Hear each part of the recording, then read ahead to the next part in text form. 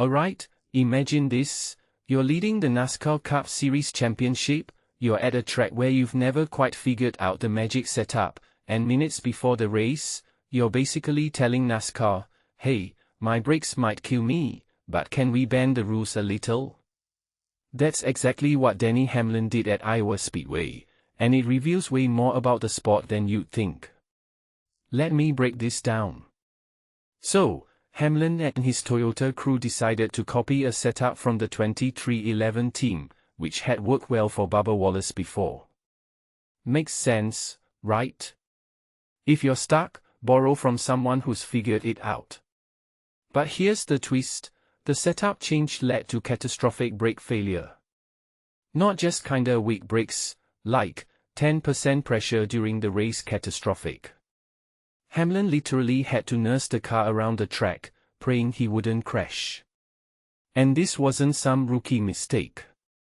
This was calculated. Why? Because in high-stakes racing, desperation beats perfection when you're chasing a title. Now, here's where it gets juicy. NASCAR's rulebook says you can't change brake pads before the race starts. You can tweak calipers, sure, but that sends you to the back. Hamlin begged them to make an exception, I'll start from pit lane. I just don't want to die. And NASCAR's response? Nice try. Our rules don't have loopholes for common sense.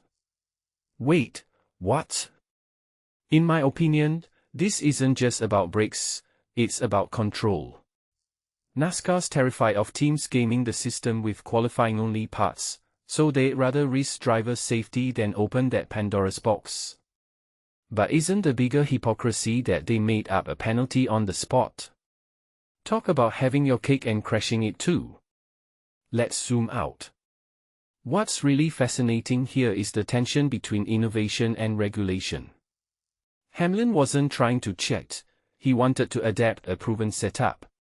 But the rules punish adaptability if it's not pre-approved. And this isn't unique to NASCAR. Think about how tech companies battle government regulations, or how musicians fight streaming algorithms. The system always lags behind the people pushing boundaries. Hamlin's gamble failed, but what if it had worked? Would NASCAR suddenly find a common-sense loophole? Or would they just ban the setup next week?